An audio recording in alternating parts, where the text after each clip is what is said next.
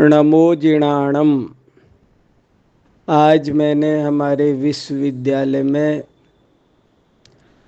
जैन मंत्र विद्या इस विषय पर एक संक्षिप्त वक्तव्य दिया।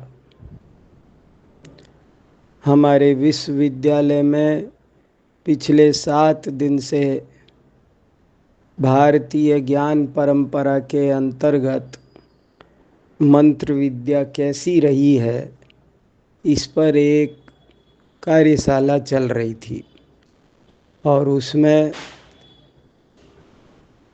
विविध धर्म दर्शनों के विद्वान अपने अपने विचार व्यक्त कर रहे थे।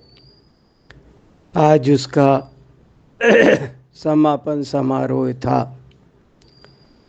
और मुझे उन्होंने बोलने के लिए कहा, तो मैंने उनको बताया कि अभी तक 7 दिन में जैन मंत्र विद्या का कोई पक्ष नहीं रखा गया है।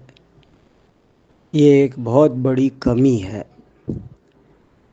और मैं उस कमी की पूर्ति के लिए जैन मंत्र विद्या का पक्ष विद्वानों के समक्ष रखना चाहता हूँ।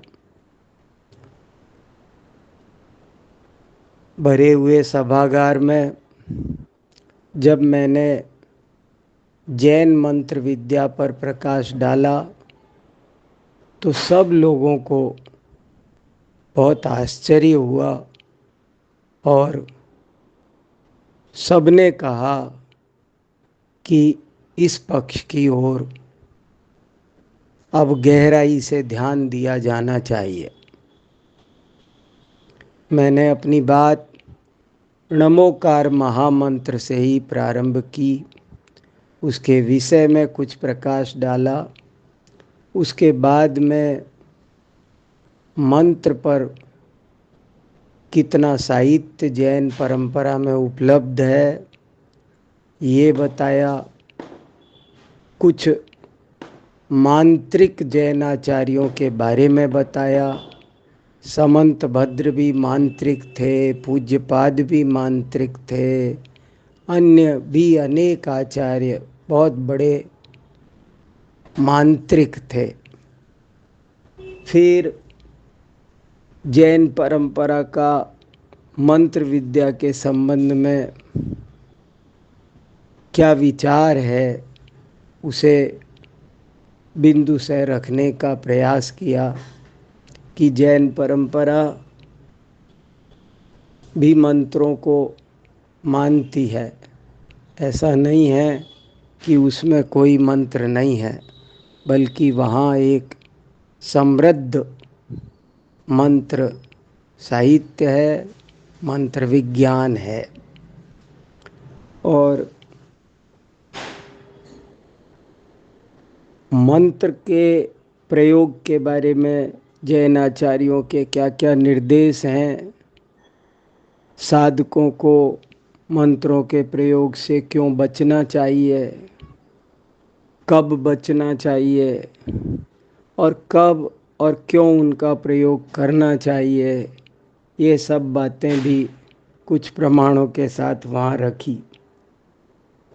इसी तरह इस बात पर भी थोड़ा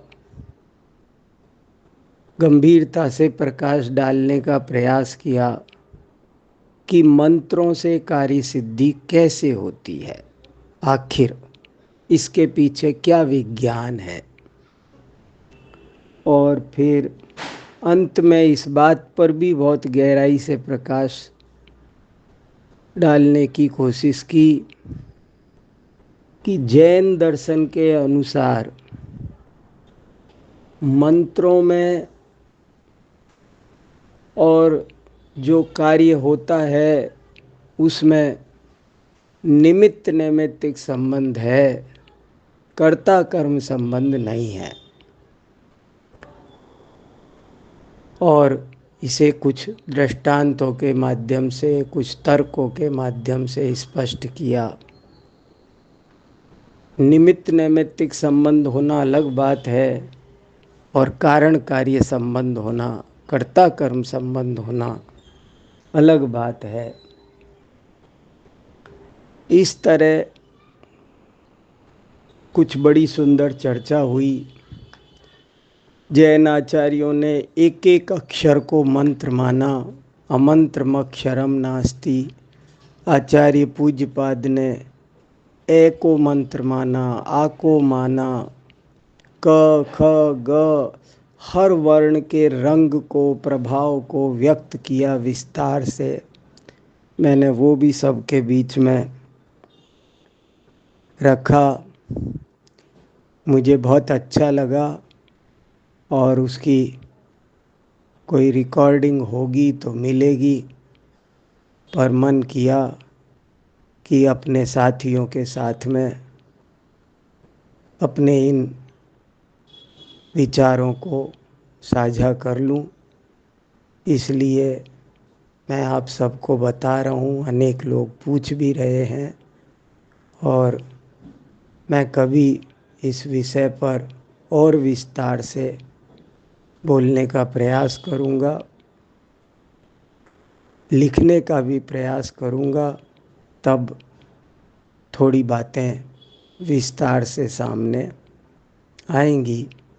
हम सब जैन मंत्र विद्या को भी सावधानी से समझें, यही मेरी भावना है।